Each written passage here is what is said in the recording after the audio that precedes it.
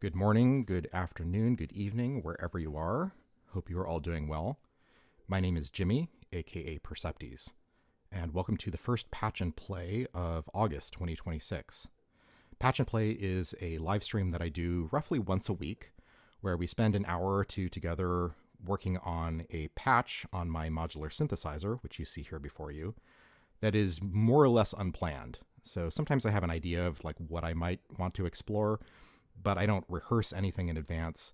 And the idea is just that you get to see a little bit of the process of how a modular synth patch gets made, both in terms of the actual patching and sort of the thought process about how creative and technical decisions are made in real time. When I do a performance of a piece of music with modular, you see the finished state in my performance video, and it's just a bunch of cables and a bunch of spaghetti, and it's very hard to understand, like, how do you get to from nothing to this? And I hope that these streams can be something that gives a little bit of insight into that process.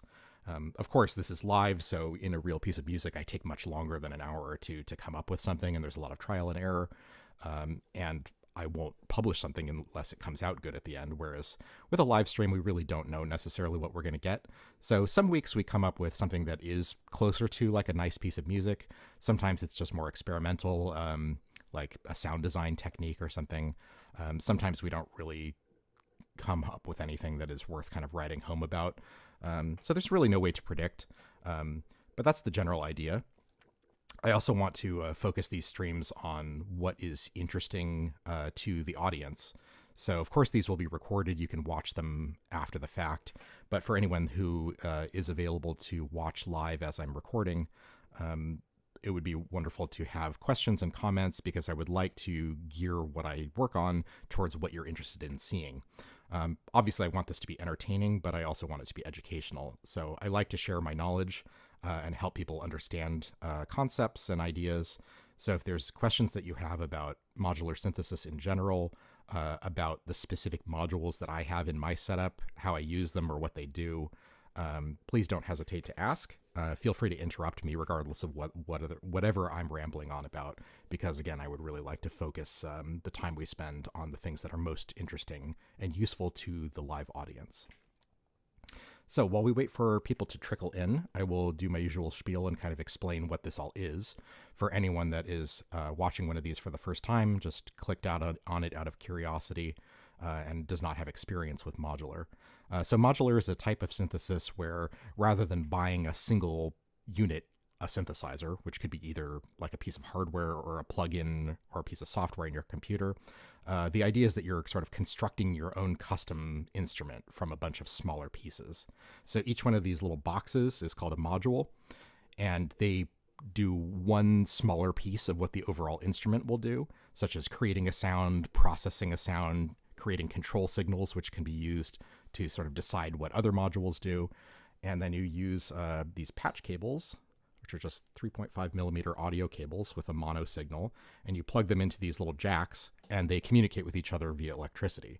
So audio signals and control signals all go over the same cables, and it allows these modules, which are otherwise not aware of each other, to form these sort of interdependent relationships and a signal flow that produces a sound that you want. So when you're building something with modular, part of the process is about deciding which modules you want and how to sort of orient them and how you're going to use them together, and then actually patching them, which is the act of plugging the jacks in and changing the settings to produce a particular piece of music, is kind of the other half of it. So in my case, I've got these two large performance cases that are filled with modules that I've sort of organized over the last few years. And then I have this one smaller case down here, which is kind of my overflow case for things that don't fit in the major layout. And I have several other modules that are not on screen right now. And I sort of swap things in and out of this smaller case depending on what is needed or what I feel like using or what I haven't used in a while, to try to keep things fresh and interesting. And then finally, in this bottom left corner, I have the Oxy 1, which is a hardware sequencer. This plugs into the rack via this HDMI cable that you can see here, plugged into this black module on the left of the dark case. And this sends up to 8 signals for pitch or modulation and gate trigger signals. So 16 signals in total, plus clock signals. And so I can program sequences on this thing and then over a single cable transfer all of the sequences that I've programmed and patch them from here to the other modules, depending on what I want them to do. So that's the lay of the land. Last week, we were focusing very heavily on the Oxy 1. And I wasn't super happy with that stream. I think the music that we ended up with by the end was fine, but I'm not sure that like just zooming in on the Oxy 1 and kind of like focusing on navigating its little menus is necessarily the most compelling live entertainment. So I think this week I'd like to focus a little bit more on the stuff in the modular rack and maybe not use the Oxy 1 at all. We'll see what comes up. So in particular, something I was imagining doing today is trying to do kind of like a generative patch. So something that changes over time and plays on its own without me touching anything. This is kind of one of the ways in which modular can be used. And I have sometimes done kind of generative patches where melodies and rhythms and stuff are kind of like generated through randomly generated sequences. But generally, kind of when I've done that, it kind of sticks more or less to kind of one loop or one idea. And I'm curious as to whether I can do something where there's more change over time, like where there's like multiple sort of different parts that kind of flow in and out of each other. I don't know if I'm going to be very successful in achieving that, but it's kind of like what I was imagining might be a sort of interesting thing to explore. One thing I guess I should mention gear-wise in terms of what has changed since the last stream is I've got one new module, which is this guy over here. Let me zoom in on the right case. I got Asset from Vostok Instruments, which is this black module here with all the knobs oriented vertically. This is a 6-channel attenuverter and offset module. And it doesn't really do anything that I didn't have modules that could do before. But it has a lot of channels, and it's oriented in 3U as opposed to these 1U rows at the top. So I wanted this because the DivKit Oct, which is this kind of gold-colored module in its expansion, these two right here, these produce a whole bunch of different modulation signals, but they're full-strength signals, meaning they go either between 0 and 5 volts or between -5 and 5 volts, like a range of either 5 or 10 volts, and they don't have any built-in attenuation. So if I want to use the modulation shape of one of these outputs, but I want to have the signal not be as strong so that it doesn't affect the destination parameter so extremely, then I have to run it through an attenuator, and I have not really had an easy way to do that. I do have like the Quadrat, which is an attenuator up here. I've got a few VCAs sort of scattered throughout, and then I've also got the Lapsus Os, which is this module here with the 4 sliders, which can be used as an attenuator, or it can also invert the signal and attenuate it. But I tend to like to use this more for performance because these sliders are very performable. And just in terms of like raw sort of throughput, you've got only 4 channels here. And there's many more channels here because we've got 8 channels on the base Oct plus a bunch of extra ones on the expander. So getting as many channels of potential attenuation as possible was a goal. So I decided to put this asset here next to it. So I'd run a signal into the input and then come out of the output, and then the level knob will control how much of that signal comes through. And the other nice thing about this is that it has offset functionality. So this second knob can be used to add a static voltage to the signal. So if I have, let's say, a signal that for whatever reason was like between -2.5 and +2.5 volts, and I wanted that same strength of signal, but I wanted the range to be 0 to 5 volts, I could use this to offset it and move the sort of absolute values higher without changing the overall range of the highest to lowest point. And then this offset can also be inverted by clicking the little switch. So you can add sort of a negative voltage also and sort of move the range of a signal downward. And it's also useful for just creating static voltages for whatever reason you might need. If you don't patch an input signal into this, then the output has just whatever the offset is. So I can just send out a static voltage that is determined by the position of this knob, which can occasionally come in handy. So I've been able to do things like that before because the Quadrat works kind of similarly. That you've got between 0 and 5 volts coming through this thing, and if you don't patch something into the input, then it, like the same thing, it creates a static voltage, which is determined by the potentiometer. But the difference with Asset is that it actually separates that functionality into two different controls. So you have dedicated control over the attenuation or inversion of the input signal, and separately you can also add an offset per channel. Whereas with the Quadrat, you can only get that sort of DC offset voltage if you don't have anything patched in. So if I want to attenuate a signal and also offset it, I need to use two inputs chained into each other. So I would patch a signal into like the B input and take the output of the B output and leave the A input and output unpatched and use that first channel as the offset that gets kind of mixed into the processed signal.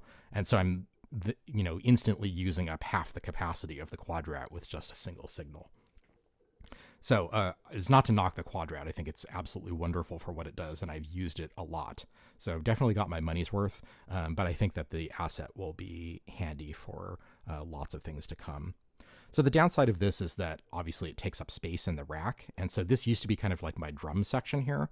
But over the last 6 months, I've accumulated a few extra modules that have started to bump out some of the other things that used to be here. So before I started doing these streams, I had these modules down here. Let me zoom out on the pod. So I have the Crater, the Kraken, and the Fracture, which are drum synthesis modules from WMD. And I used to have the Crater always in the top dark case, and then either Kraken or Fracture. This is kick drum, snare drum, and hand clap sort of sounds. I would never use Kraken and Fracture at the same time because they kind of fulfill the same role in the music of being kind of the backbeat. So I kind of swap them in and out depending on what I wanted to do. But here I've finally moved them all to the small case because there's no room left in the big case for where the drums used to be. Because I now have Natural Gate, which is an LPG. I've got Ona, which is a oscillator, Doppler, which is a drum sort of synthesizer, and now Asset as this new attenuverter and offset. And so that kind of uses up this whole space here. I still do have Timplegio, which is a platform module from Noise Engineering that I bought for use as a drum module, but can also be flashed with other firmwares for melodic voices and a noise generation and other stuff. So this is kind of the slow evolution of my particular modular setup. I think eventually it's going to make sense to get a third larger case, so I can have kind of more of a permanent setups for some of this stuff and not having to keep compromising on kind of what's available to me at any given time. But as you can see, the desk is getting quite full already, so I have to really be thoughtful about when and how I expand this setup. But that's kind of the lay of the land for now, and I think that's maybe enough talking. I'm not sure if anyone is here live today. It's a bit of a quiet day. But again, if you are here live in the chat, please do say hello, and let me know what you are interested in seeing. Let me take a sip of water, and then we'll get patching.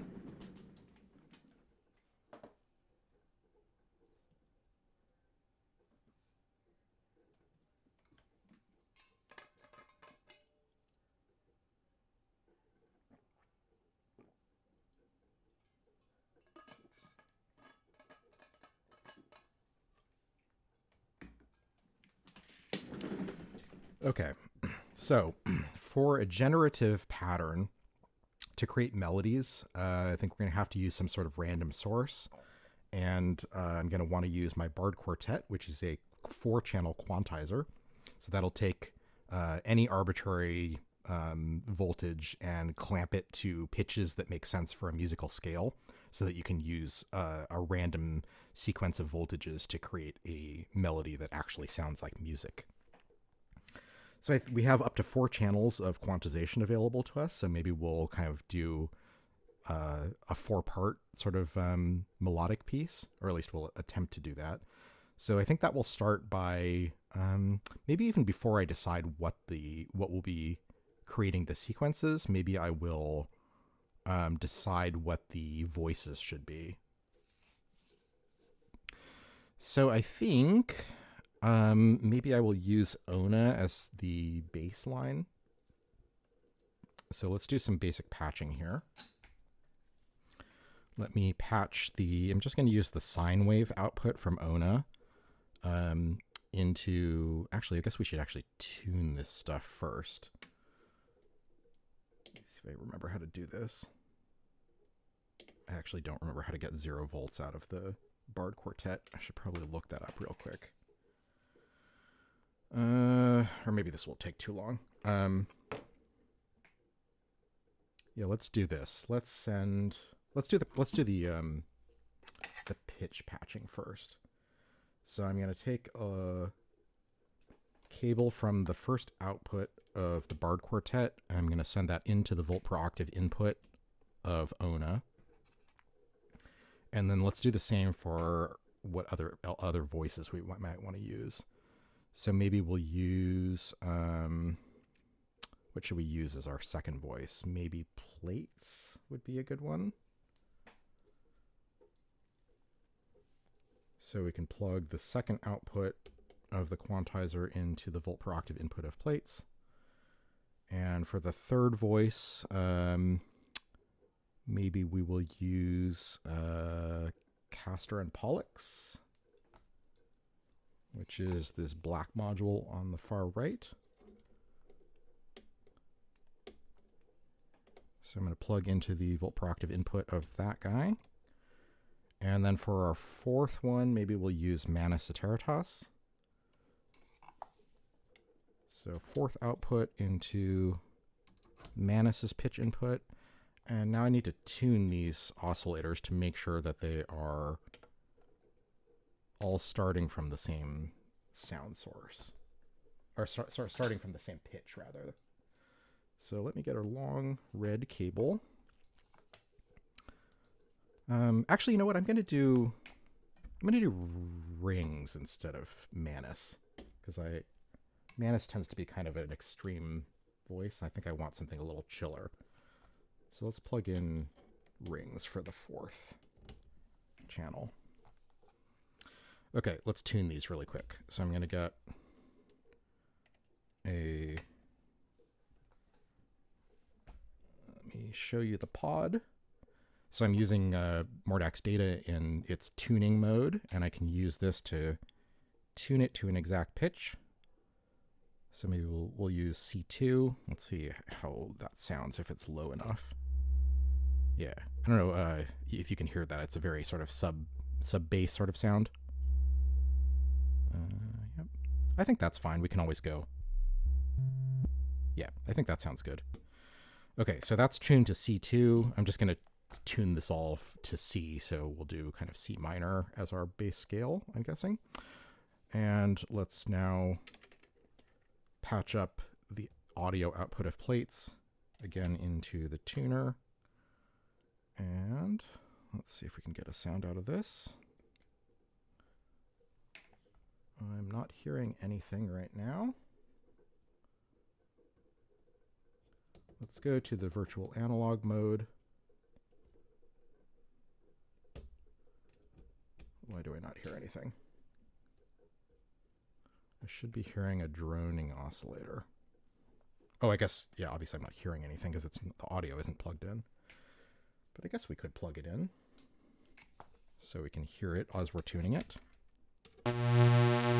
Okay, there we go.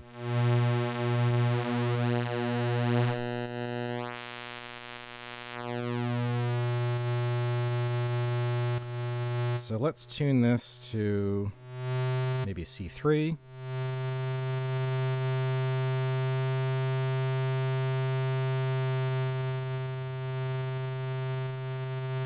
And then I'm going to move it into, no, that's not what I expected. Hold on.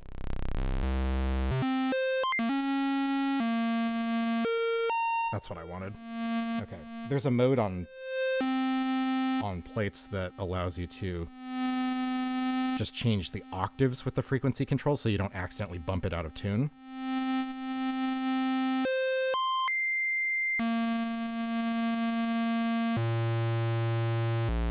Seems to be playing the wrong note, though, which is odd.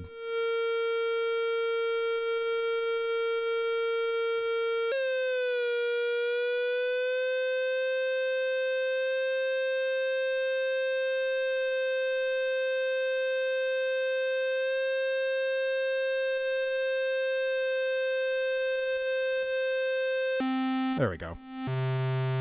So there's our C3, and I can't accidentally bump it out of tune. And what was our third voice? Our third voice is Castor and Pollux. So I'm going to take the middle output, which mixes its two oscillators together.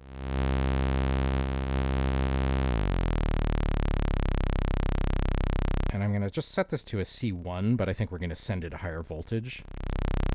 Castor and Pollux has a very low range by default, which is fine. We're going to send it a higher signal.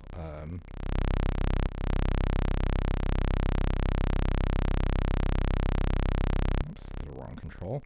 Okay, let's tune its second oscillator.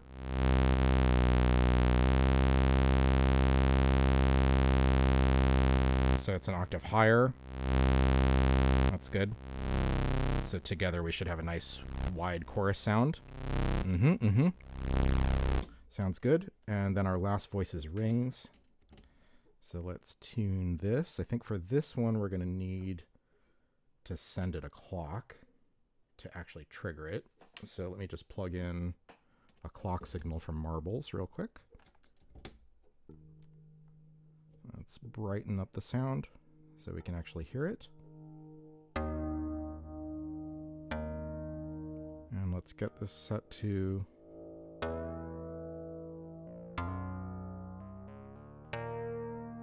higher pitch.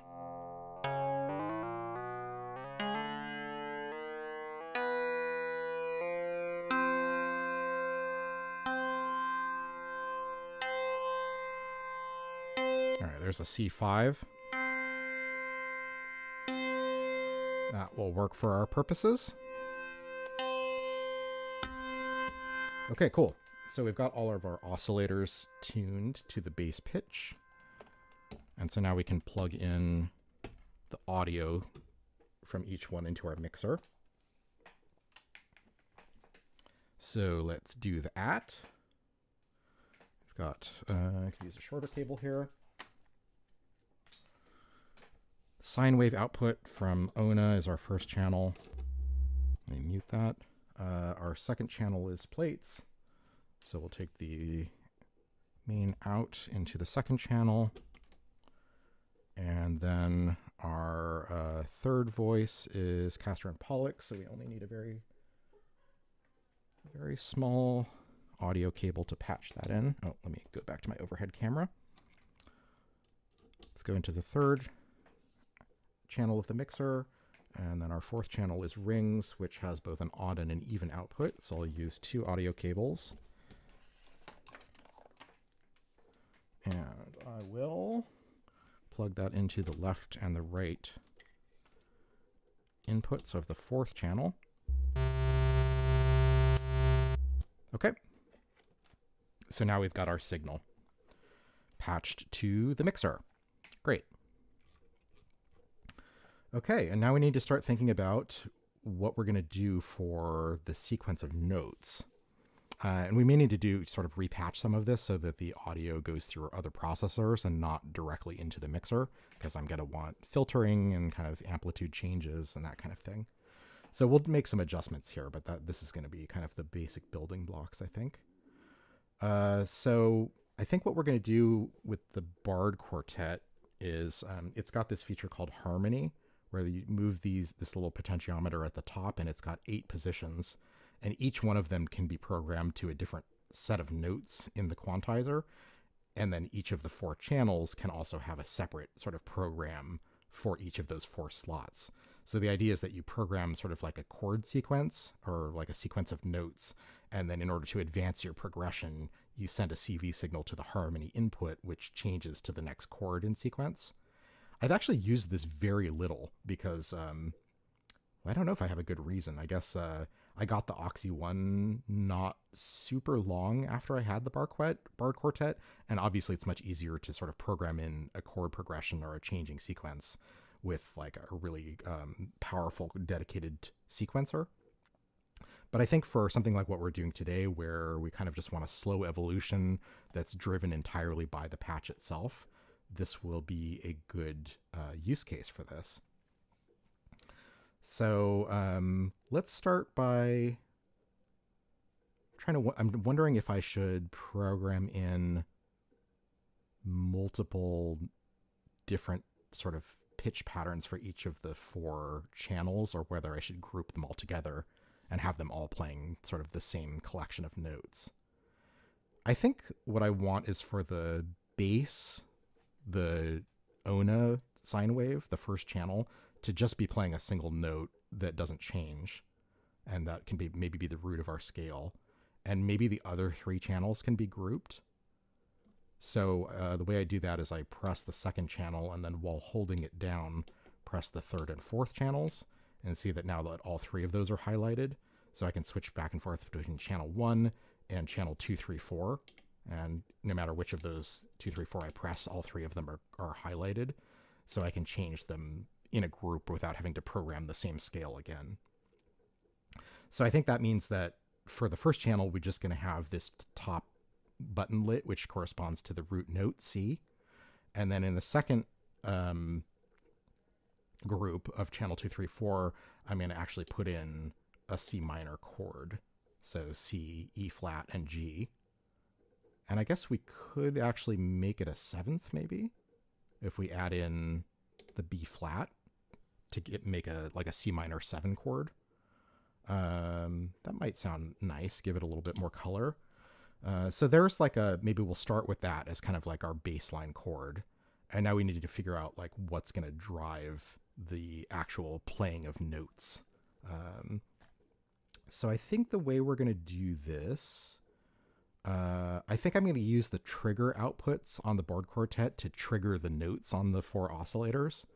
And it's very handy if you press the edit button, and which one is, the C sharp button or the D flat button is labeled T out. So what's going to happen is every time the note on channel 1 changes, it's going to send a trigger out of the trig output, and we can use that to trigger the voice. So maybe what I'm going to do is, let's go back to the right case. We need to start patching VCAs and stuff. The Ona does not have a built-in VCA. So what we're going to do is we're going to send this through, I think, our natural gate. I'm going to unpatch the sine wave directly from the mixer, and instead I'm going to send it through the natural gate, which is this low-pass gate. It has 2 channels, but we'll just be using 1 since it's a mono voice. And then we're going to send the trig output from Bard Quartet into the hit input. I'm not sure if this will work when it first plays because the note technically isn't changing. So this may not work unless the full sequence is playing, but we'll just leave that patch for now. So when this thing receives a trigger on its hit input, it will open its internal envelope to let some of the signal through. Let's turn the decay all the way up because I want it to ring out for a long time. And that should take care of what we want for the first channel. We'll be able to test that theory in a minute. And then I'm going to go to the second channel, again, turn on the trig, do the same for the third channel and the fourth channel. So now on the Bard Quartet expander, this little 2 HP module here, this has the trigger outputs for the other channels, whereas the trigger output for the first channel is the only one that's actually on the main Bard Quartet module. So if we take trigger signals to these other modules, Plates has a built-in VCA, so we can take the second trigger out and send that directly into the trig input on Plates. Our third voice is Castor and Pollux. We can send... I think for this, I usually use Castor and Pollux with Neptune, which is the filter that comes from the same company.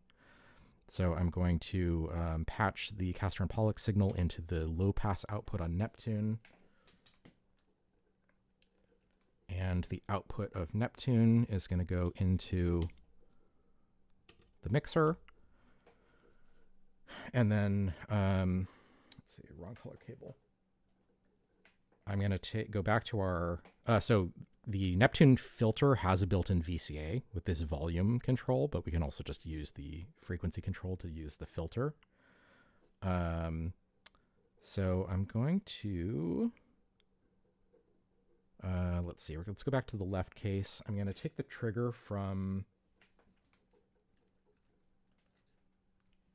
the third channel on the Bard Quartet, and I'm going to use it to trigger the first channel of Quadrax, which is a 4-channel envelope generator. And we're going to use the signal generated by this channel to control, maybe let's just do the filter rather than the VCA. So I'm going to plug that into the FM input on the Neptune. So I've turned the cutoff all the way down so the sound will be completely filtered out, which you can hear if I unmute it. You don't hear anything. But as I raise the cutoff, you start to hear it. So we're going to automate that with the envelope plugged into the FM input here. And then our fourth channel is rings, which also has its own sort of built-in VCA. So for that, we once again just need one trigger cable. So we're going to patch the fourth output of the Bard Quartet into the strum input of rings. And that should take care of things, I think. Ondra Jams, welcome to the stream. Good to see you, my friend. Yes, we are doing some generative patching today.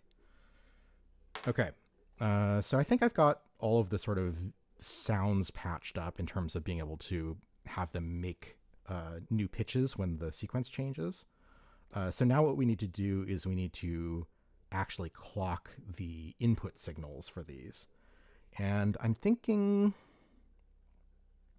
we might use it in arpeggio mode.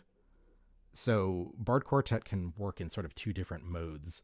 By default, it just listens to a CV signal on the inputs, and it processes it quantizes the voltage that's coming in to a fixed sort of relative ratio for whatever scale you've programmed, and it sends that quantized value out on what I have patched to the green cables.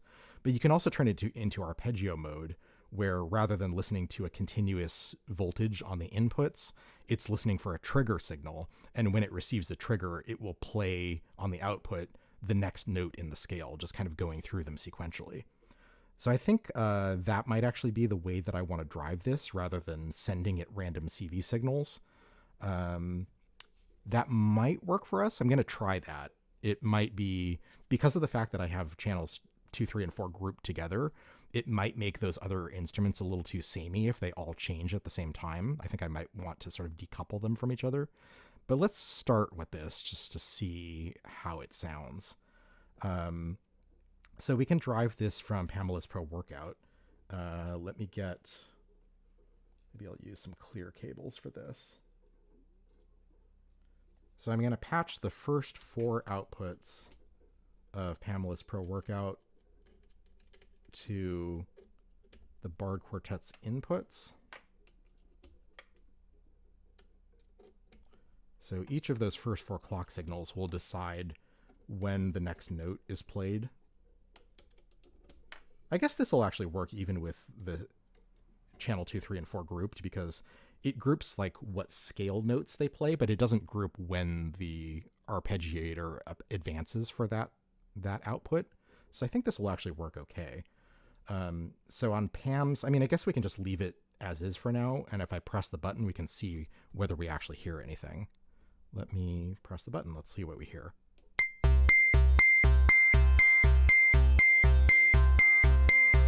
Okay, so we do definitely hear sounds, but I realized that I've actually forgotten to turn on arpeggio mode. So it was just quantizing 0 volts and 5 volts back and forth, which is why we got those kind of octave sounds.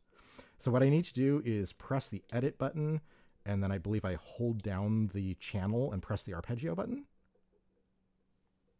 Is that right? Yeah, there we go. Ah, yes. So I press the arpeggio button, and then I hold down the channel button while pressing the arpeggio button, and it begins blinking. Right? So now if I switch to channel 2, press the arpeggio button, hold down the second channel button, press the ARP button, 2 starts blinking. The same for 3. Oops. Same for channel 3. So 3 is now blinking, and then 4, hold it down, press arpeggio. So now 2, 3, and 4 are all blinking. Okay, so we can go out of arpeggio mode, and we still have that blinking light whenever our channel is selected, so we know that it's advancing. So now if I press the button and unmute this, so now you can hear that the second, third, and fourth channel are on each trigger advancing to the next note in the scale and just going through, what is it, C, E flat, G, B flat over and over. And it does look like the bottom is being triggered each time. So this is another advantage of using the arpeggio mode, is that even though, normally the way the trig output works is it only sends a trigger when the note changes, but because our bass sound is only ever playing the same note, the note doesn't ever change. And so by default, you wouldn't actually get a trigger each time. But by using arpeggio mode, it's just playing the next note in the sequence, but there is only one note, so it just plays the same note each time. And as you can see from the flashing of the LED, we are getting a trigger on that output every time. Hey, Bad Machine, welcome to the stream.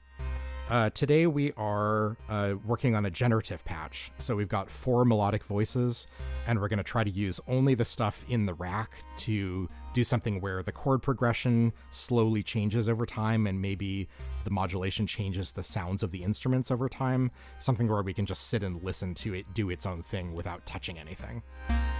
I haven't really done something like this before, so I don't know how successful it's going to be. But again, that's kind of the point of these streams, is showing you the process of how I kind of try things, how I come up with ideas, and how I experiment with them, and to what degree they may or may not be successful.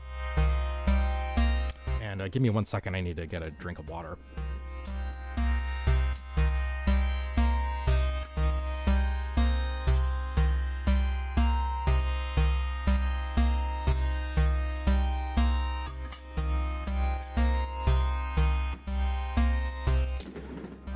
One of the things I also changed recently was my OBS and audio setup is different. I now have OBS configured to automatically decrease the volume of the modular music whenever I'm speaking. I got some feedback last week that effect wasn't strong enough and that it was very hard to hear my voice. So for those who are watching live, please give me feedback about how well you can hear me, if the music is too loud compared to my voice, if I need to turn down the music more. I'm going to turn it down just a little bit because I feel like it's kind of loud compared to my voice. But again, I don't necessarily hear exactly what you hear, so your feedback is appreciated. Ted Rosner, welcome to the stream. Always good to see you. Today we're doing some generative patching. Let me mute this so it doesn't get annoying. So we've got 4 melodic voices going. Right now they're just all we're sending out quarter note triggers to advance the note on each one. And I think the first thing that we need to do to make it more interesting is to change the clock divisions of those 4 pulses to make sure that the notes change at different times. Herbie Brady, welcome to the stream. Nice to see everyone starting to trickle in. Wolfgang, welcome to the stream. Clear voice and good ducking effect. Okay, good. I'm glad that it is working as expected. Okay, so yes, I've got my camera on the left case. So let's go to the first channel, which is our bass. And I would like this to change less frequently. So I'm going to change the clock division here to divided by 4.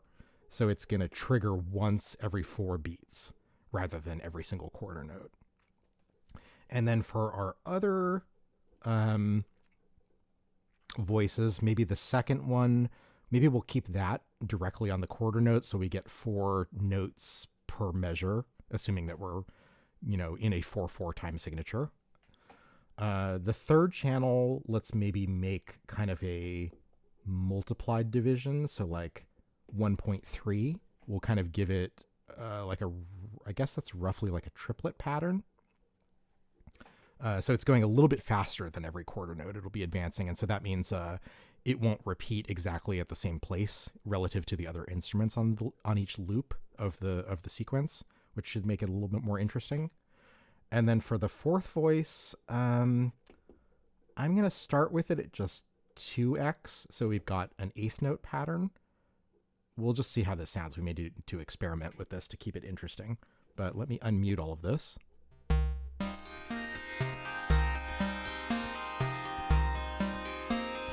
Okay, that's already more interesting than kind of just everything advancing at the same time. I do need to increase the decay time on our bass note,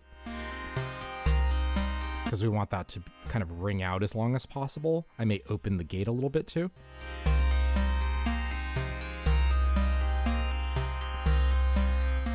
So that the bass never completely dies away. Sounds pretty good. And I think I want to, let's mess with the filter settings a bit, because I want to kind of have a kind of a more subdued sound by default.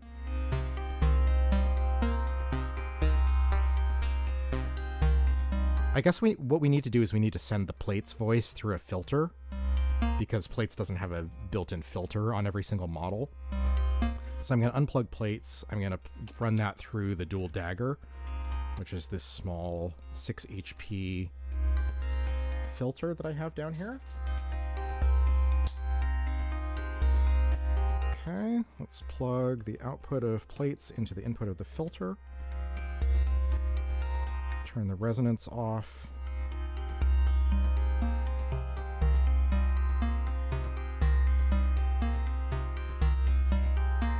Okay, so now there's the full strength sound.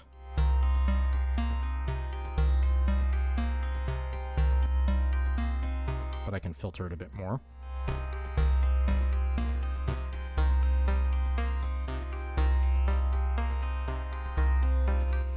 The rings damping is a bit too long. Okay, and I'm going to mute every channel except 3.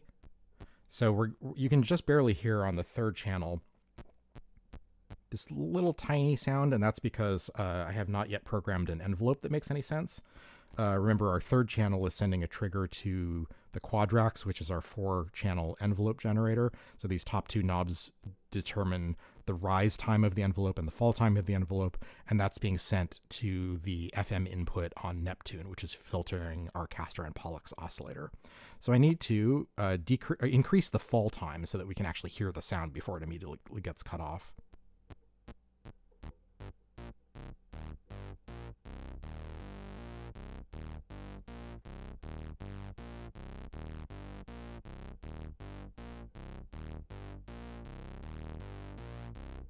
This also sounds quite quiet to me, so I may need to adjust some of the levels here. Let's listen to each one of them in sequence.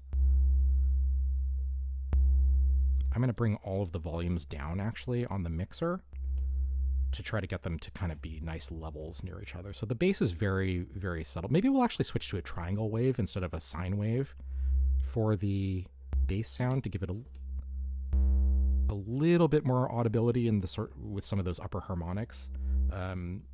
Like a triangle wave is also still very pure, but not as pure as a sine wave. It does have some small amount of overtones, so it will cut through a little bit better. Okay, so let's listen to Plates.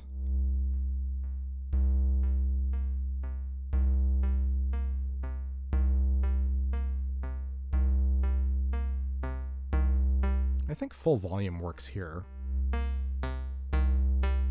Yeah, that's okay. Okay. Let's listen to our 3rd voice, which is Castor and Pollux. I feel like this is too quiet. So I think I can increase the volume.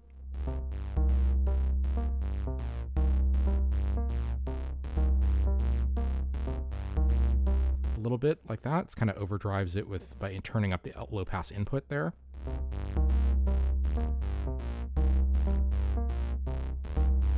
It's still on the quiet side, but maybe that's okay.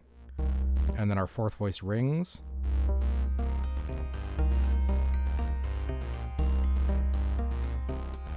I think the 3rd channel, we also need it to be an octave higher, maybe.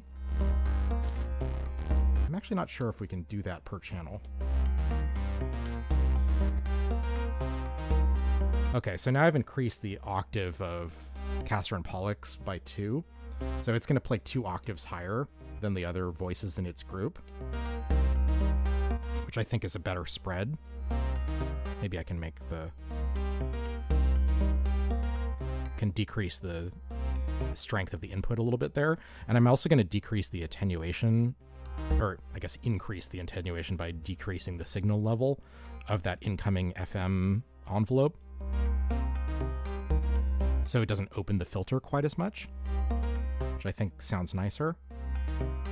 I need to turn up the overall sound now a little bit, just to make it easier for me to hear. Let me know if the music gets too loud compared to my voice. Yeah, this sounds pretty good. Okay, so the next thing to do is let's get some effects on this. So I'm going to stop the clock for now, just so we don't listen to the same endless loop and drive ourselves nuts. And then I'm going to get my long patch cables to patch up. Well, actually, question for the audience. I'm thinking about what effects to use for delay and reverb. Do we want to use C legs? Let me go to the overhead shot. I've got C legs, which we can use for delay and a little bit of reverb. I've got Desmodus Versio, which is that popular sort of reverb from noise engineering. Can't really do delay and reverb at the same time. And then I've also got in my small case the Erica Synths Black Stereo Delay 2 and Black Stereo Reverb. So we can use that for delay and or reverb. Usually my go-to is C legs, but I've been more so trying to change up what effects I use lately. Does anyone have any preferences about what delay and or reverb you would like to hear with this patch today? If not, I will just pick one, but I don't really feel strongly. So if there's a particular one you want to hear or would like to see how it sounds and how it modulates, we can do that, absolutely. I'm going to start patching up C legs, but if anyone has an opinion, just let me know. It's very easy to change. So, stereo output. Mimeophone. I don't have Mimeophone, unfortunately. I don't have any modules from Make Noise. Desmodus for verb, C legs for delay. You've got it, my friend. All right, so we're going to do the first send effect loop on my mixer to C legs, and its C legs output will go into the return on the mixer. There we go. And then we need 4 more cables for another stereo send effects loop.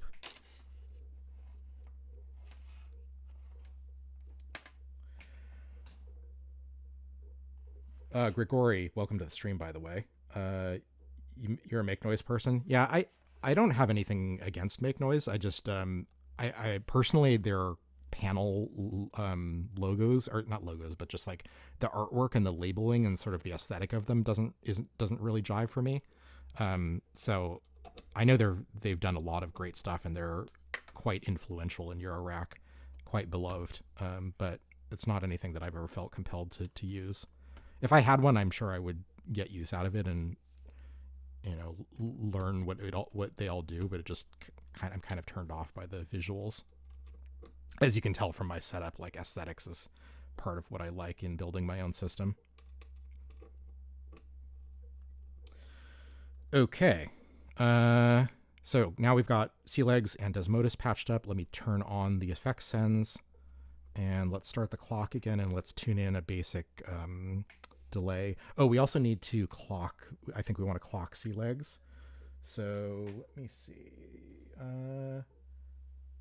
I like to use, let's use one of these big fat blue cables for my sort of main clock signal. So I'm going to take the 4x output from the Pamela's Pro Workout Expander, which gives us a 16th note clock, which is what C legs is expecting. I'm going to plug that into its clock input, and we've got it set up to sync to an external clock. Desmodus is not clocked, so there's nothing to patch there. I've got the mix set fully wet on both C-Legs and Desmodus because we're using them as send effects, so the amount of effect that we'll have for each channel is determined by the mixer. So those are sort of basic settings. And let's start playing again, but let me catch up with the chat.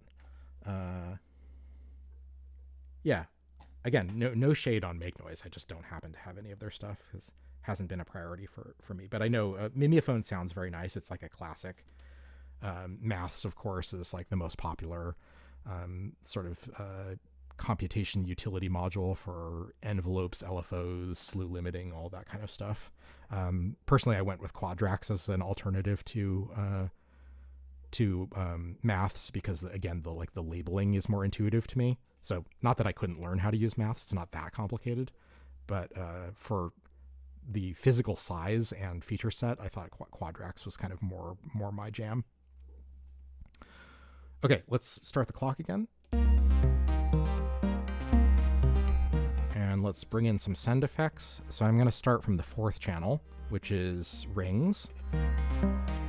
And let's do some delay. And let's go over to the C-Legs case.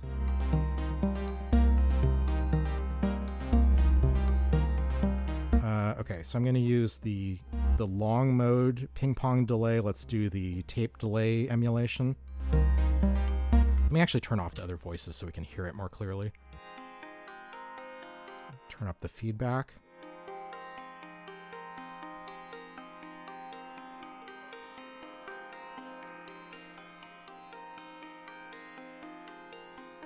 It's quite minimal, so I'm going to turn up the input levels.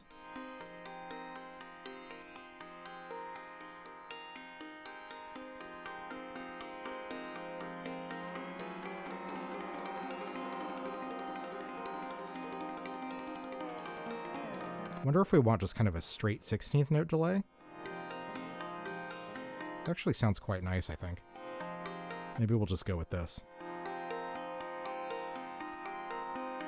I've got the fog all the way down, so no reverb coming from C-Legs. I think that sounds pretty good. And then let's give it some Desmodus.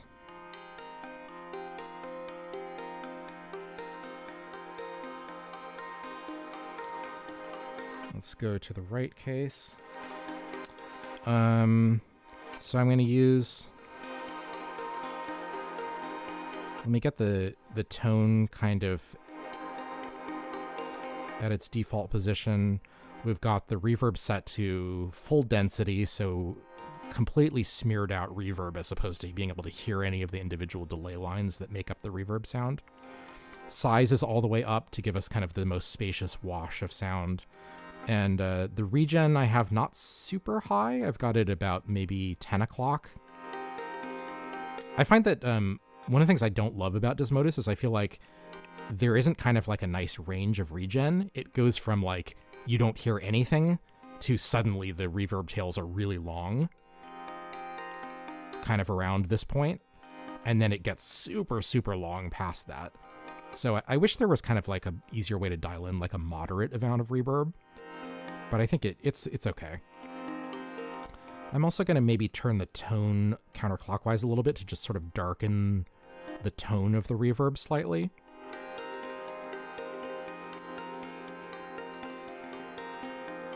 Okay. That sounds really nice, I think. Let's bring in our Castor and Pollux voice, or I'm losing track now.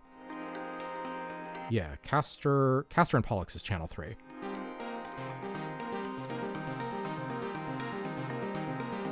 Maybe a little bit less delay on this one. But plenty of reverb.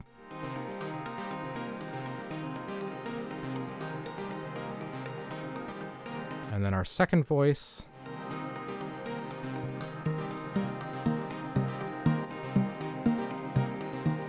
Yep. That's plates. That sounds very nice. Let's give that a bunch of reverb.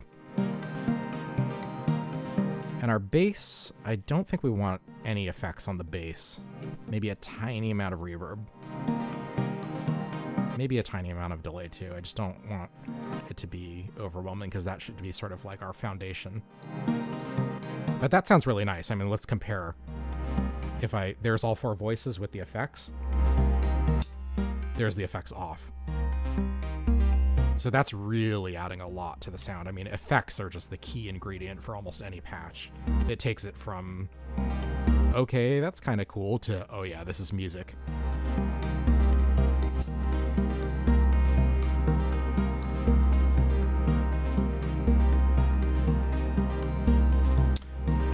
Erica Synth sample drum is being asked about.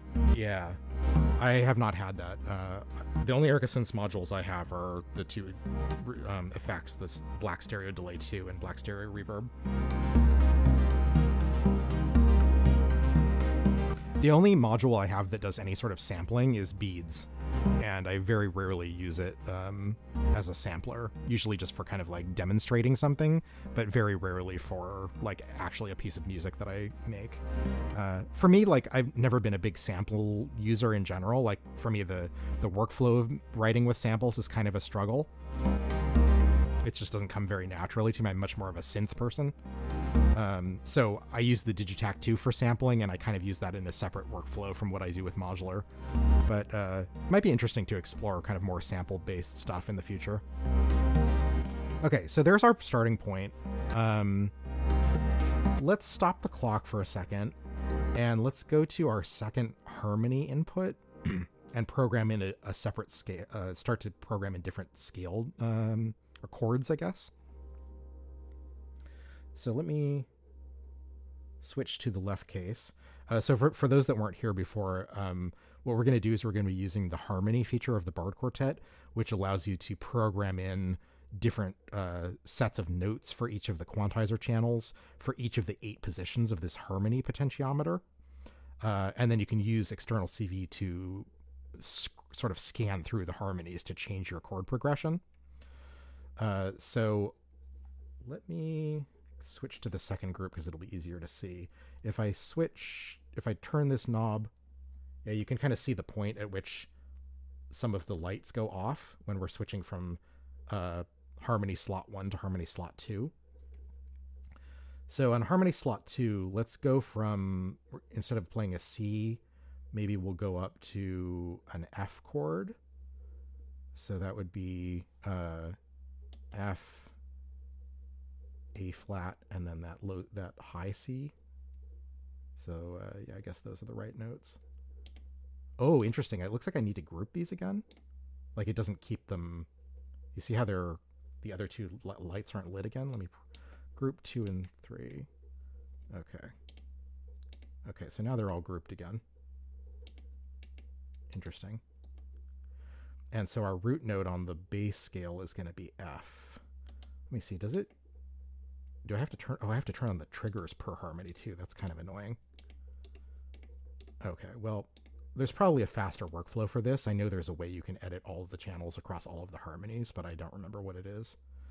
So we'll just go through the steps of adding that on each channel. But anyway, so now on the second harmony, we've got the F programmed. And then on the 2, 3, 4, we've got F, A, C. I suppose there should be an E flat also. So let's add in that E flat. So that'll be an F minor 7 chord. Okay, so let's start the clock again, and I'll just turn the potentiometer by hand so we can hear the chord change.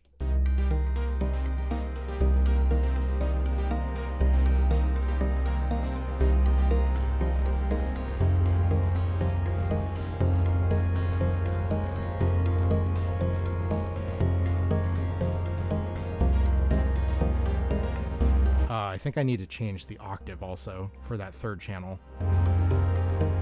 So let's go to that third channel, edit, go up 2 octaves. Yeah.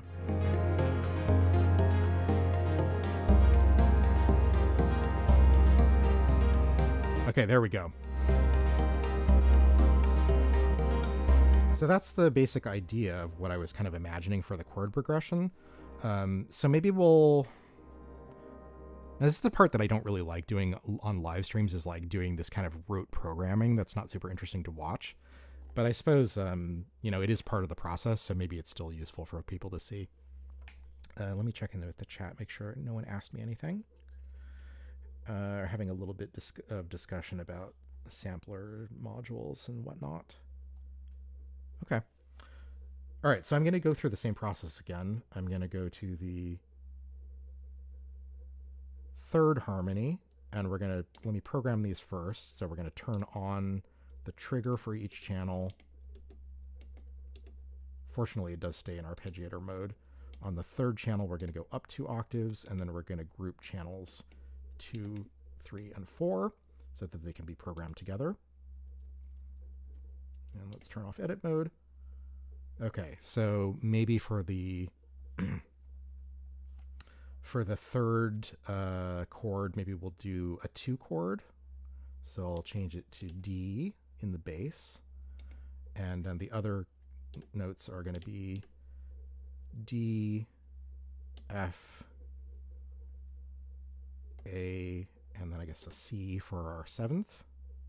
So let's listen to that.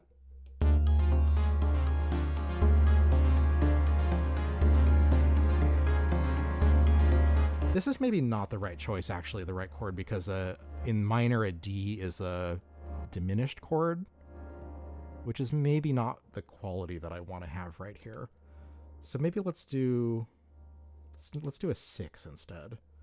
So that'll be our A flat in the bass, and then it'll be A, C, E flat, and G for the 7th chord. So that'll be a minor 6 chord.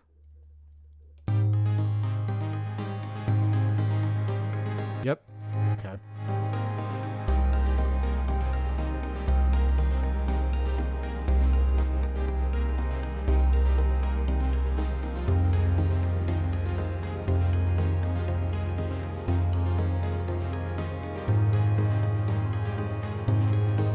Okay.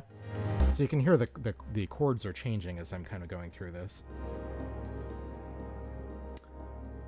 Let's do maybe one more before we start programming some modulation. We can always add more chords later. So we'll go to the 4th potentiometer slot, right?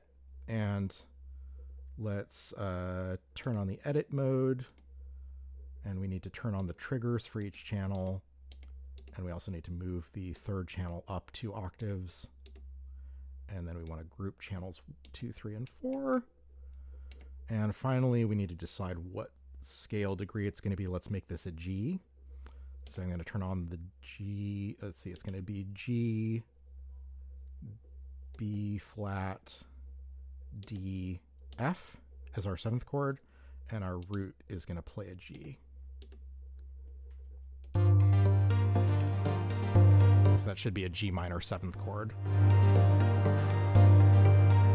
Although I think actually it would be interesting to maybe do a G major chord here, which is not a diatonic chord in C minor, but will give us a nice kind of richer harmony by borrowing a chord from another key.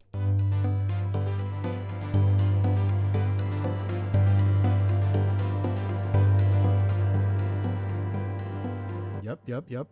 Okay, good. So that sounds all well and good. The next thing we need to do is modulate harmony. So I think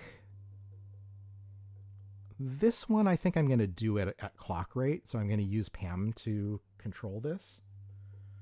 Let's see if this cable is long enough. No, I need to use something a little longer. And I'm going to use a green cable because it's really a modulation signal. So channel 5 from Pam is going to go into our harmony potentiometer. And I need to change... We might have to experiment with this a little bit. But the idea is that I want it to sort of slowly change between the 4 different chord slots.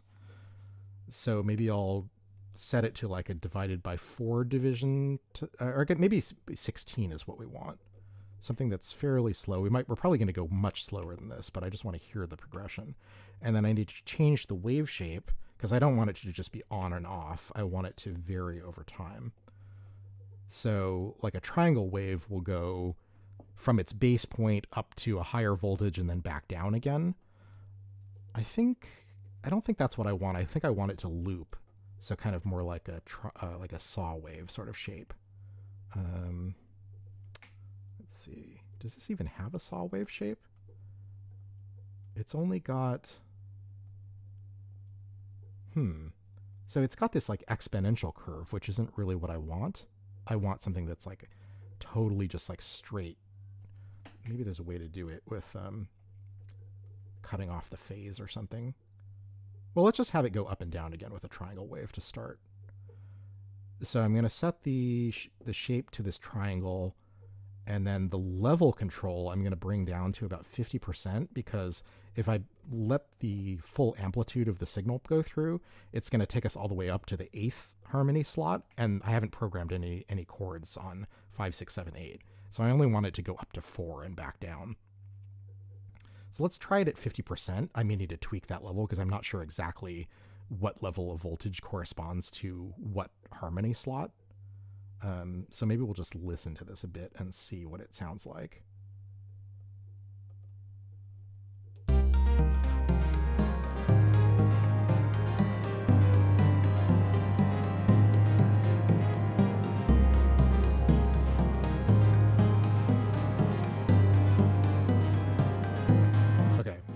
So it sounds bad because it's advancing way too fast. So let's turn down the rate to something much slower. I think we want maybe like divided by 64. This is like how long it takes for the entire pattern of a single cycle of the wave to go through. Let's try this.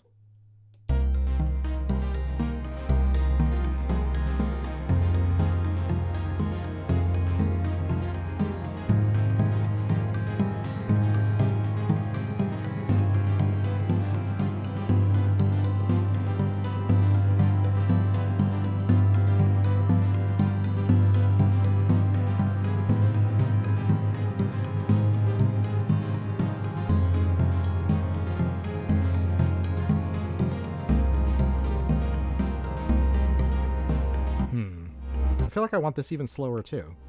Let's make it 128. I'm not sure if the peak of amplitude there is correct. Unfortunately, there isn't like a visual display of which harmony is selected, so you kind of have to do it by ear. I guess you can figure it out by seeing with the bass instrument selected, like which note is highlighted. I also feel like the effects may be a little bit too strong.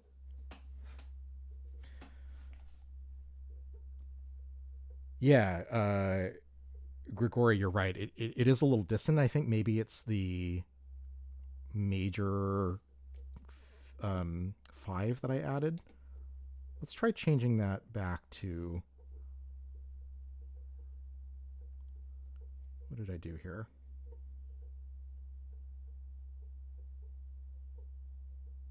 Oh, something...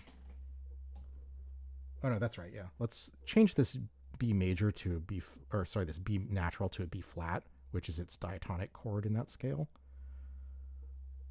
Let's see how this sounds. And I feel like I want to decrease the effects a little bit. I think it's a little too strong. When the chord changes, it kind of rings out too much with the old chord. So let's just play with this a little bit.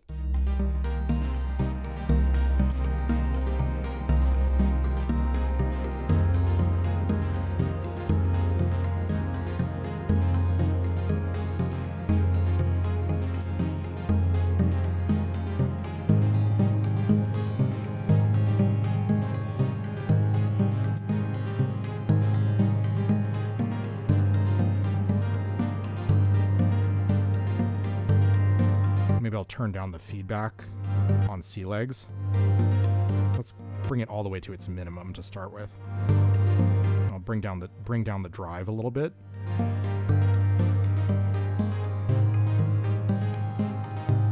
So the delay repeats are not so loud.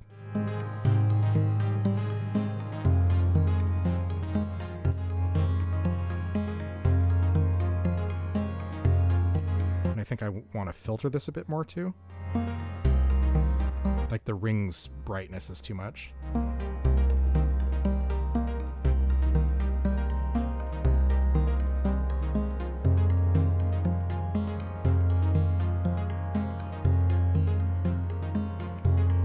That's more pleasant, I think.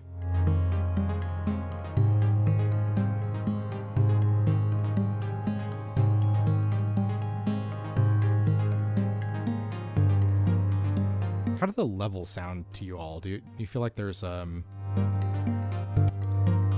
of the instruments is too loud or too quiet compared to any of the others?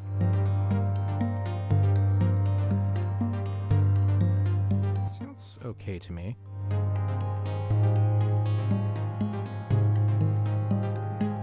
I feel like I want the the Castor and Pollux voice to be a little smoother, not so spiky.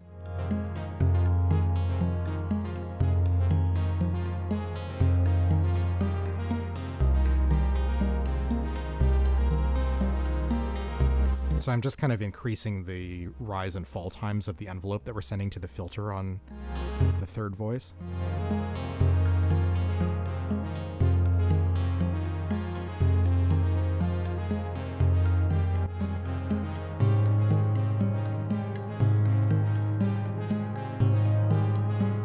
Give it a little bit of resonance.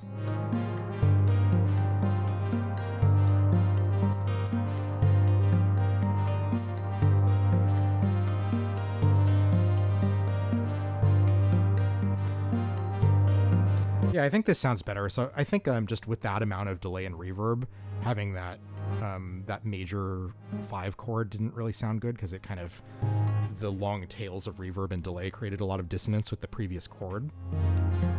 But this sounds pretty nice overall. So maybe this is a good starting place to start thinking about slow modulations. So I think in the interest of time, the easiest way to do this is to use Oct, which of course most people know is this one with the gold jacks here. This is 8 bipolar triangle wave LFOs that are not synced to a clock. So they are synced sort of like relative to each other, but they're not like direct divisions or multiplications of each other. They're all slightly different. And you have a single control that is the rate for all of them. And the idea is that they are kind of sort of organic and natural, that they sort of weave in and out and are never exactly in the same place at the same time, so that you get a kind of very natural sounding amount of change. So what I think makes sense here is to turn the rate all the way down to make them as slow as possible. And then we'll just use all 8 of these LFOs to send them to different destinations, possibly through asset if we need to attenuate, for anything that doesn't have a built-in attenuation. So for the first one, I'm thinking Neptune, which is the filter that we're using for Castor and Pollux, our third voice, that has 2 FM inputs. And we're using one with that envelope to just kind of give the general character of the or the shape of each note. But what if we took a slow LFO here and we plug that into the second FM input?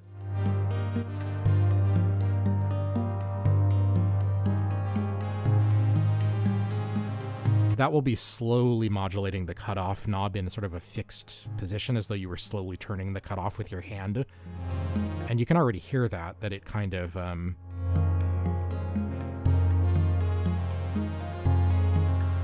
the bass kind of comes, or sorry, that voice sort of comes in and out. Let me mute the other one so we can really clearly hear it.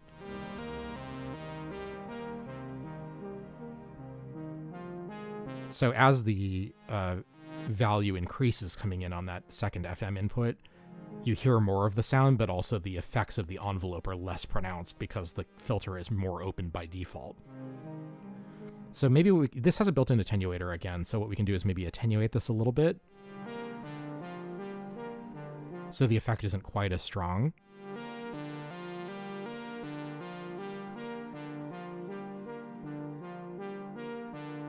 I think that's subtle. That's kind of nice. That's what I like to be hearing. Something where you do hear the change, but it's not super drastic. I think that sounds nice. We could also try modulating the resonance on this thing. Maybe we'll use the next input for that, or the next oct output for that. This doesn't have a built-in attenuator, so we'll have to see how this sounds. Oh, yeah. That's way too much. So we're going to have to attenuate this, and there is no built-in attenuator for the resonance on Neptune, so we will use our trusted asset for the first time ever. You are now seeing me use this for an actual piece of music live for the first time. I've only just tested the module to make sure it worked. But let's just give it a small amount, like maybe kind of let about 25% of the signal through.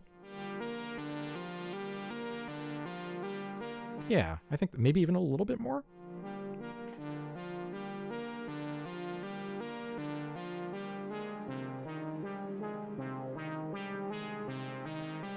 Yeah, that's a nice kind of audible but subtle amount of resonance. And because these LFOs are not synced to the clock, the amount of resonance will not always peak at the same time that the filter cutoff is peaking. And so you'll get sort of, again, this very organic change over time. Let's bring back in the other instruments, hear that in context. Yeah, serious laser sounds when you've got that resonance all the way up, which is not what we want.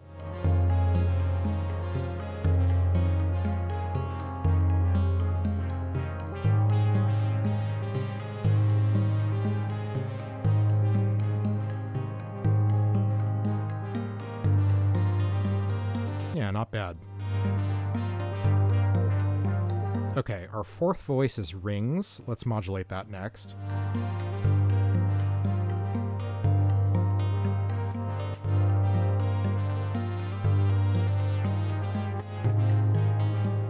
Let's see, will this cable reach? It sure will. So I'm going to take the next slowest LFO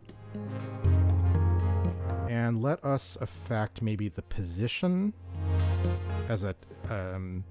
So if you're not familiar with rings, position is sort of like, if you imagine this to be a physical instrument like a drum, position is like where on the surface of the drum you're striking the drum head.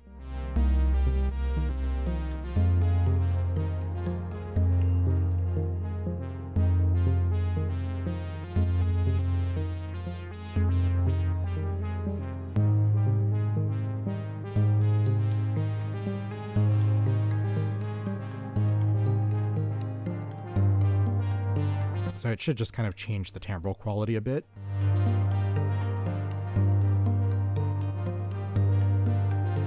I think I'd also like to change the damping and the brightness. So I'm going to patch the next LFOs to those. First the brightness.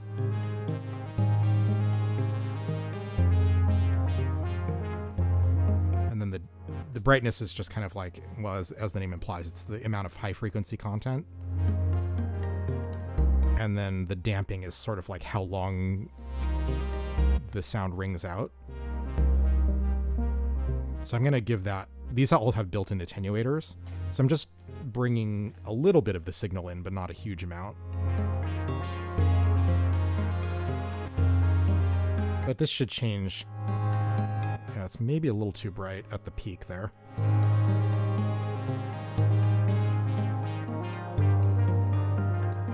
Give a little bit more delay and reverb to that Castor and Pollux voice.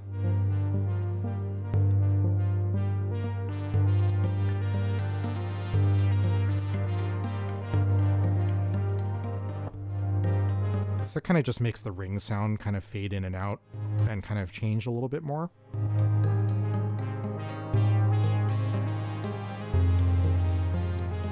Okay. Let's do a couple more for plates, which is our second voice. We will modulate the timbre and the morph, which are the shapes of the two virtual analog waves. I'm going to turn the actually. Let's put them in the middle position. I'm going to let the full strength of the LFO through first. And these are very slow LFOs, so it'll take a long time before we hear any of the change. Maybe I'll back off the attenuation just a little bit so that the waves never get to their most extreme points, which can result in silencing one of the two waveforms.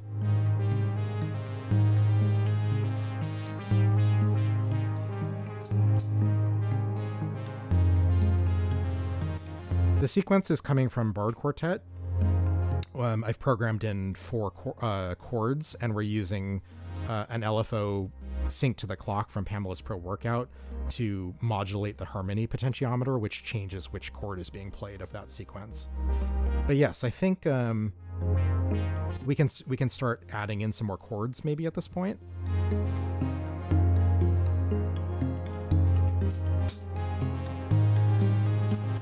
I think it's pleasant. To me, it's not annoying to loop this, but I could see maybe wanting to change it up a little bit. Should we add in another chord? Okay, let me stop it. So let's go to our 6th, or I guess the 5th slot. The last one was a G. So maybe we'll go to a 3 chord now. Or I guess 5 should actually go back to C. So we need to do our usual setup. So on the first channel, we're going to turn on the trigger. The 2nd, 3rd, and 4th channel we're going to group. We're going to turn on the trigger for each of them, and also on we're going to increase the octave by 2 for the 3rd channel. Trigger on, and then I think just a C again. So we're going to do C, E flat, G, and B flat for our 7th chord. And that's good. And then for our 6th potentiometer position, I need to make sure. Yep, there's the 6th position. We got to do the same thing again.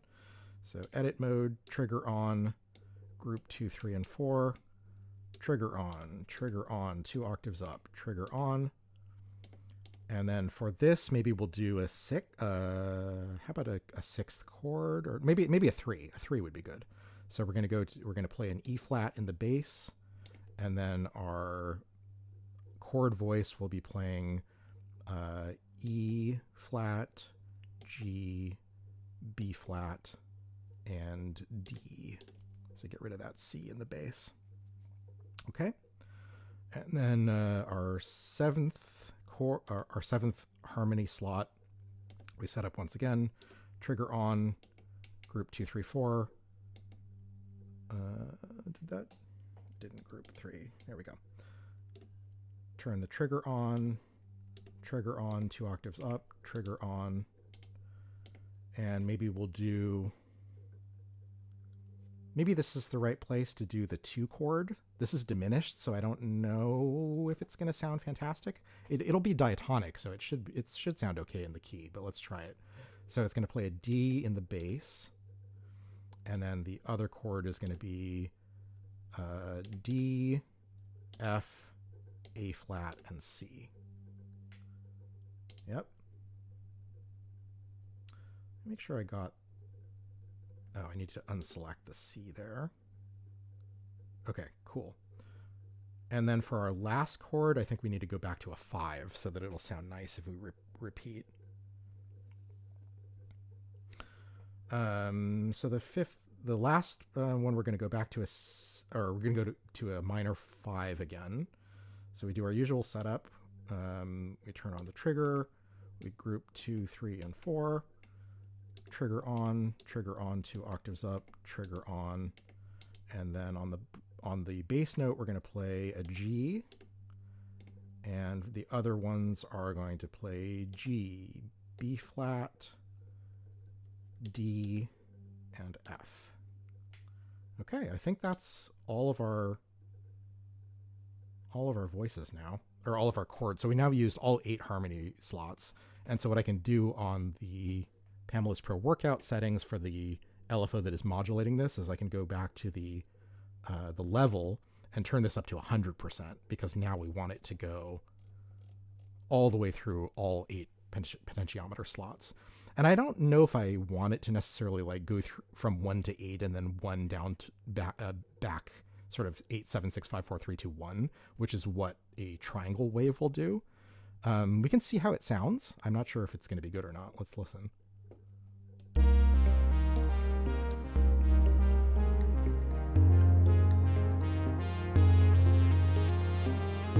The whole stream is a little quiet. Okay, thank you for the feedback.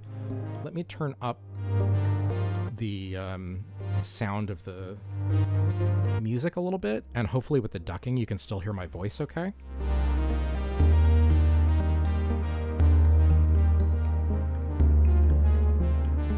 Tell me if that helped at all.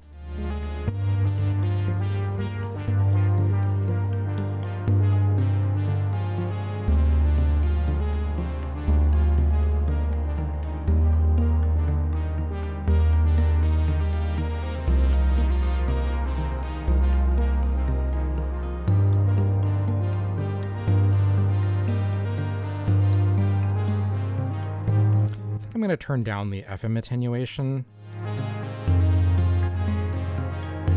or I'm going to attenuate the FM signals more on Neptune so that that third voice isn't so bright.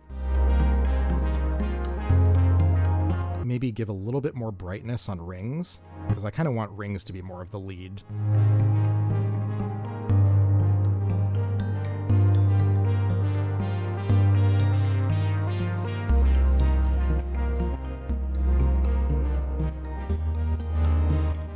Yeah, I mean, we're not going to make an amazing piece of music in 2 hours, so it's really just about experimentation and kind of trying a new technique. Obviously, I don't want you to be bored, but don't expect we're going to have a real complete piece of music by the end of this.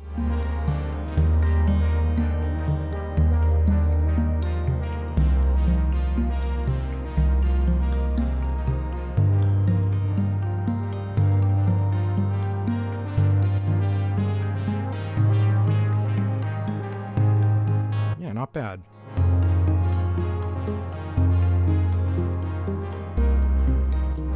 Okay, we've still got one LFO from Oct, our slowest one. So I'm trying to think what would be good to modulate. Oh, well, we can modulate the low pass cutoff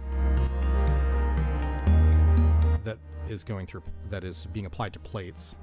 Let me send that through my attenuator, because there's no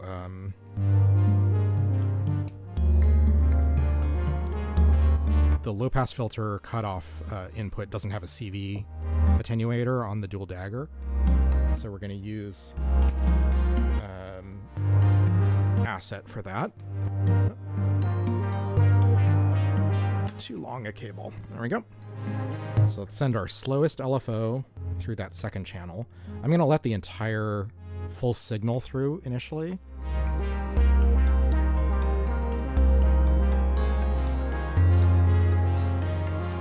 To see what it sounds like.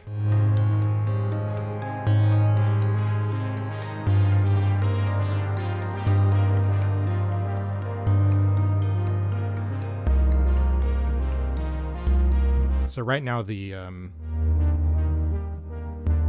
fourth or the eighth LFO is at its most negative, so we will be hearing almost no amount of plates. But as this LED starts to turn white, I don't know how well you can see that. As this LED starts to brighten towards white, then we're getting a positive voltage, and that'll be increasing the low pass filter cutoff, and we'll start to get more brightness from plates.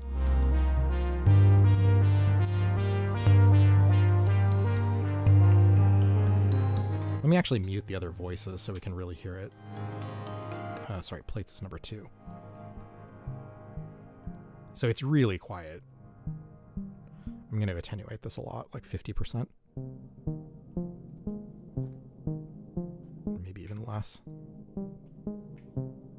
You can see it's really, really slow. We're still just barely getting out of the orange.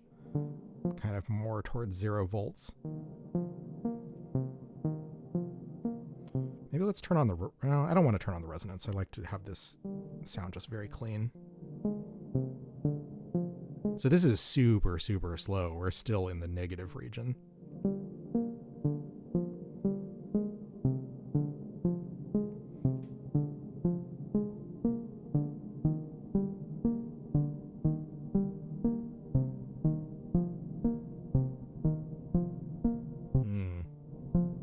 Very, very, very slow.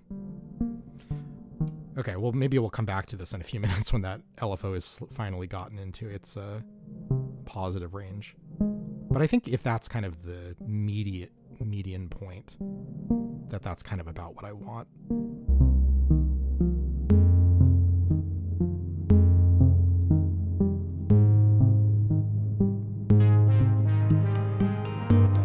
So another thing that we can do to make this kind of change over time is actually bring the four voices in and out.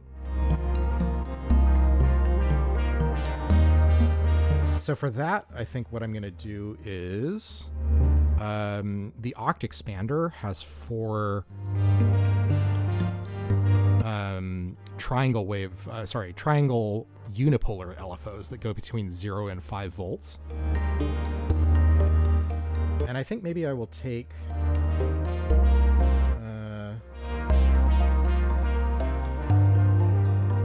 running out of colors here. Let's see if these cables are long enough to reach.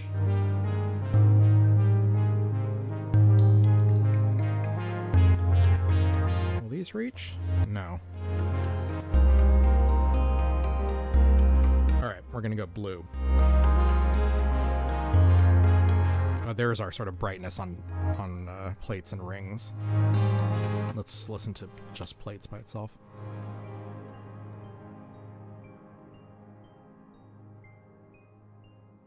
Oh, that's interesting.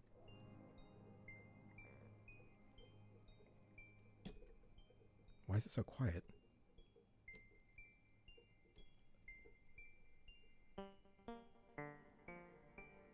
I guess it's the position on rings? Oh no, the morph. I guess I'm morphing too much.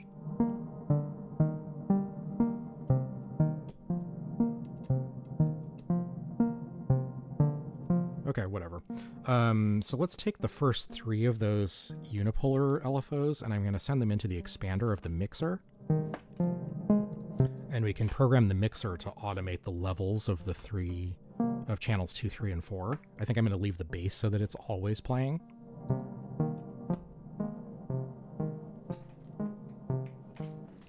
Everything you play today is either 100% DAW or 100% hardware. Oh, that's interesting. You think mutable stuff is randomly quiet? Okay, I'm going to... I'm not sure how well you'll be able to see this.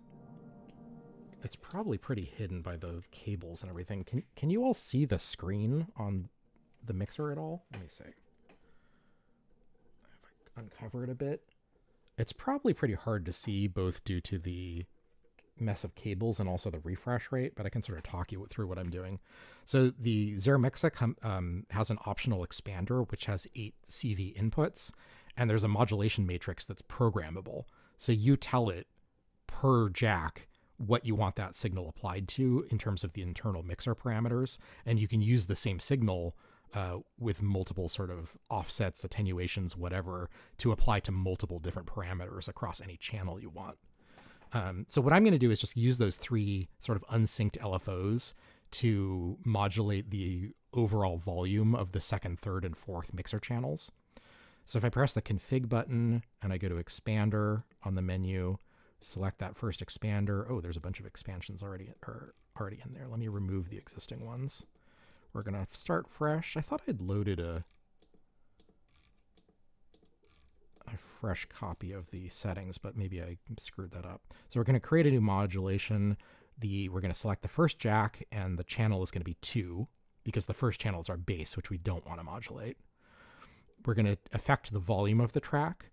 The action that we're going to provide is scale, which means it's going to scale, I think, like the incoming CV to sort of the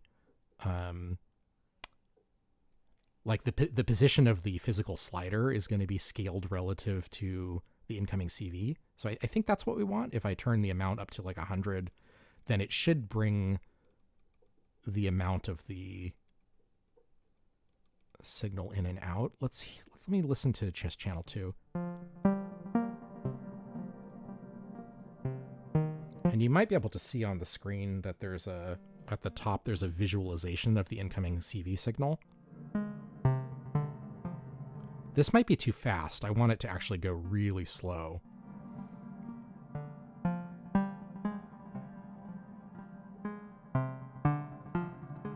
So it could be that we need to use something else for LFOs that goes slower than this. Let me switch it to the second, third, and fourth jacks. That might be slightly slower LFOs. I was expecting these to be much slower signals. Okay, that's definitely slower.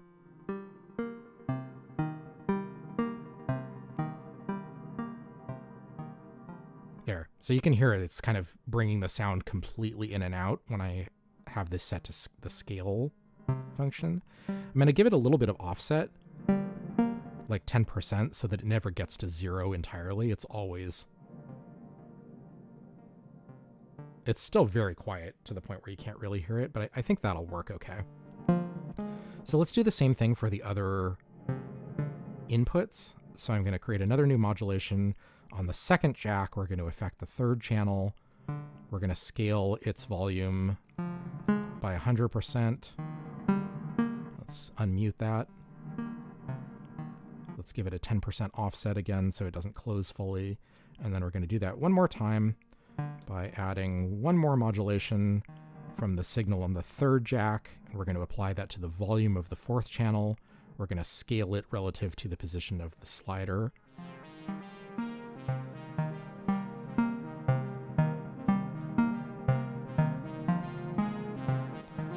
Give it a 100% amount, so it's going all the way from full volume to no volume. 10% offset so that it's never closing fully. And I think this will provide a lot more of that kind of like the patch is changing itself over time sort of feel, that it's not just repeating the same shit over and over. So I'm going to shut up for a second and we can listen to this and see if it feels like there needs to be more interest.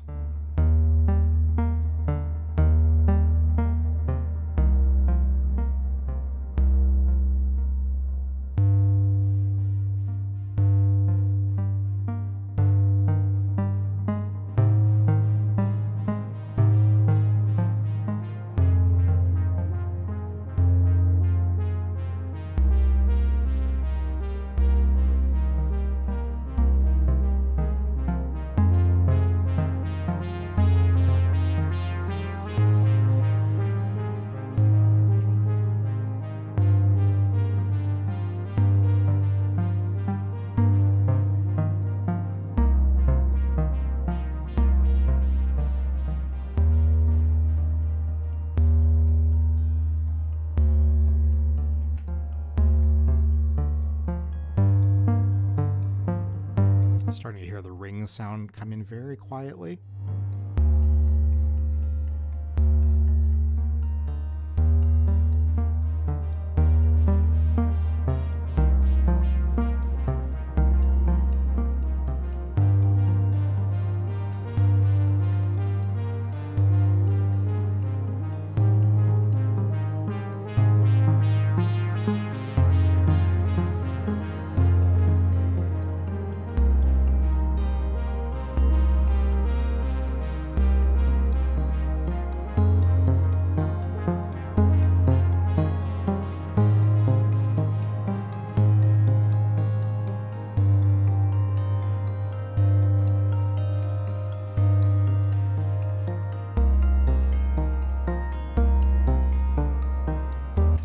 So this is kind of what I'd imagined. I think you could sort of extrapolate and keep going with this idea to make something that's really kind of like multi-movement, where it's not just like four voices that are more or less doing the same thing, but just kind of weaving in and out, but actually kind of distinct sort of sections of the song that sound completely different from each other. And this isn't really going to do that, but it is going to have...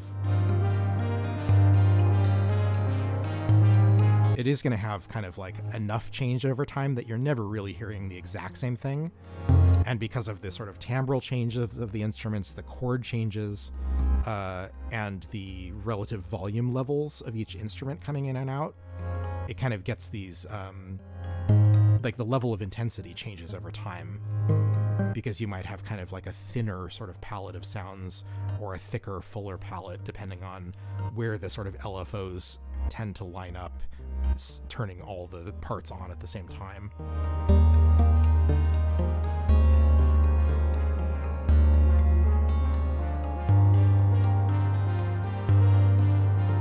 Way too much reverb? Yeah, we can do that. I mean, I could turn the regen up on Desmodus.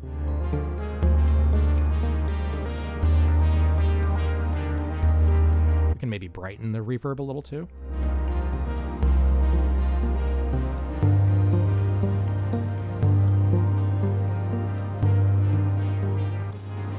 How about I take another modulation signal from the Oct Expander?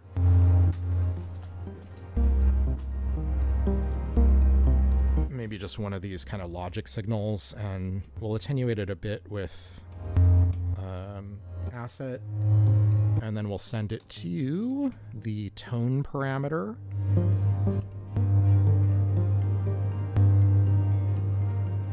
Of Desmodus, so that I'll change the brightness of the reverb over time.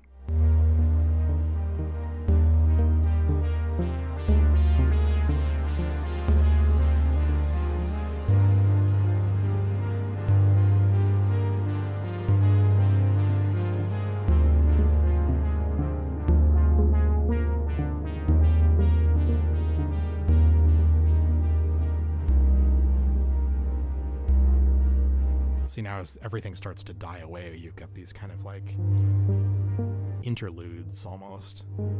Just like a period of relative calm before the other instruments come back in.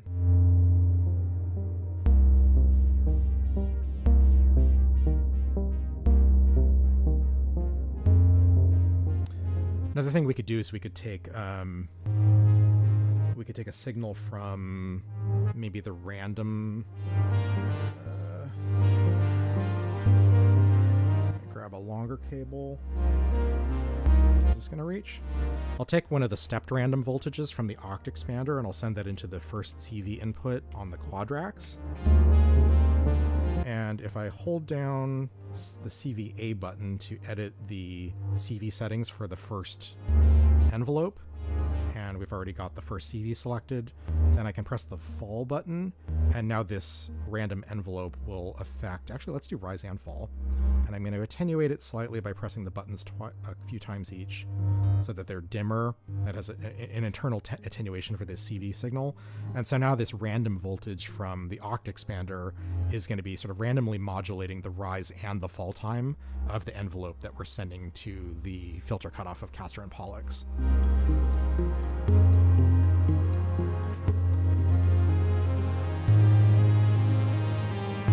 So it won't be so straight of exactly how it sounds on each note. Another thing we could do to add even more interest is we can run rings through beads. So I'm going to unplug beads for a second. I'm going to plug that into... The output will go through beads, and I'm going to plug the input of rings into the input of beads. Oh, that made it much louder, huh? So let me bring down the slider on the mix. Let's turn the pitch all the way up.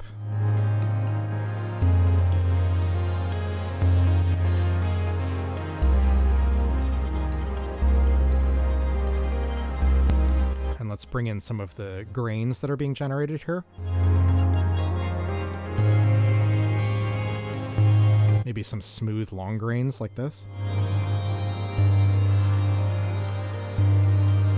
And I'm going to go up a fifth from on the pitch so that the grains are generated at a fifth higher than the notes that they're generated from. And then what I can do is I can press this little button here to change it so that the LED of these colored tabs that is lit is the dry wet mix. And then I can send a modulation signal. Again, we can do maybe one of the logic signals from Oct. If we send that into this external CV input, then we're modulating the amount of the dry wet mix on beads. So sometimes we'll hear the grains and sometimes we won't, for another degree of change over time. And then of course we're, attenuating the entire fourth channel from rings at the mixer.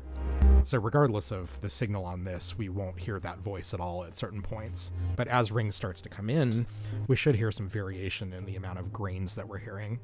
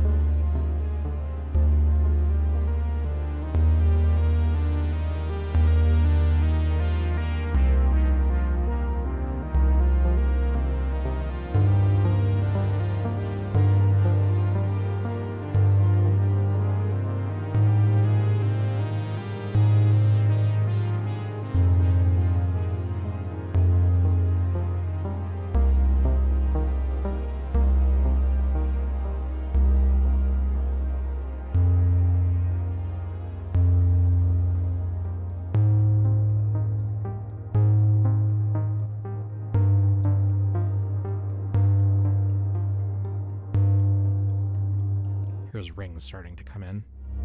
Let's listen for that mix of the dry wet on beads.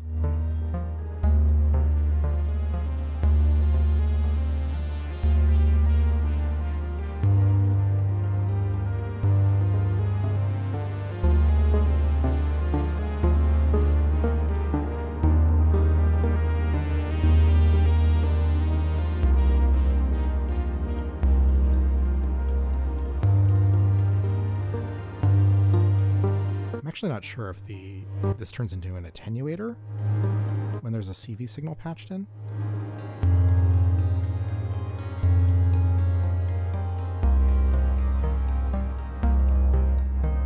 I think maybe it does.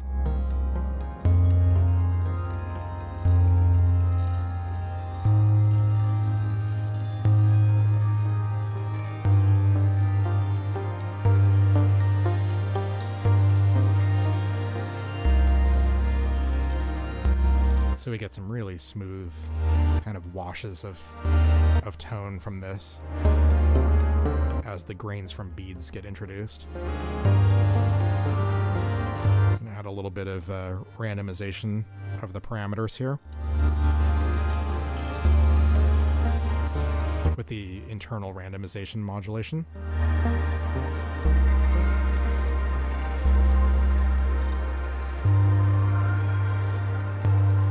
That's really pretty.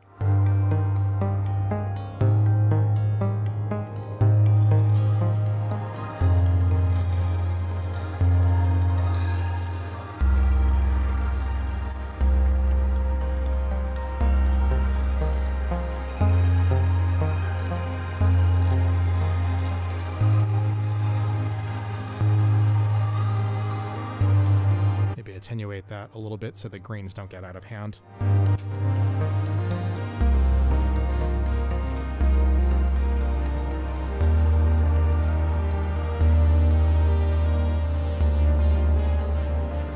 Maybe we'll send one more modulation signal to the delay. Another sort of slow noise. We can maybe send that to the color input.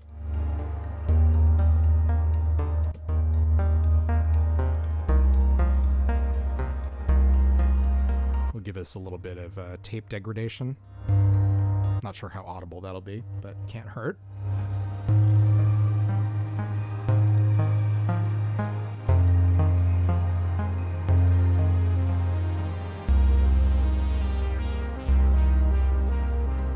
sounds good. All right, we got about 10 minutes in my sort of usual stream time left, so I think I might stop talking at this point and just give you my little outro spiel, and then spend a few minutes just letting it play, and we can listen as you like.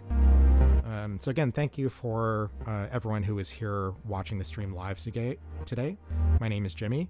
I do these patch and play streams usually about once a week, not consistently every week, but I try to. And I also post regular videos to YouTube about music production with an emphasis on hardware and modular synths. Sometimes musical performances, sometimes sort of more educational topics about deep dives about a specific module or piece of gear, or techniques, ideas for things you can do in your music. If you'd like to support my work, you can help me out a lot by signing up on Patreon. That's patreon.com/Percepties. You can find a link in the description of the stream. You can sign up for free if you just want like notifications about when new stuff is out. But if you want to chip in a few dollars a month, there's a bunch of benefits for the paid subscribers. So for any musical performances, you'll be able to download high quality audio file of the music. For the educational videos, there'll be patch notes in written form, as well as project files for anything that involves a sort of savable patch, and you'll be able to download those, and if you own the same hardware, you can completely recreate what I did in the video. There'll be occasional sample packs for people in the higher tiers. You'll get the project files for any musical performance that I post. So something like using the Electron boxes, you'll get the actual project files for Digitone 2, Digitac 2, so you can remix or do whatever you want with the music. And most importantly, you'll just be supporting my work and helping me to continue to make stuff on a regular basis. I really appreciate the time and energy of anyone who has watched the videos or participated live, and thank you for spending this time with me. I will shut up now and let you just listen to the music. Take care, and I'll see you next time.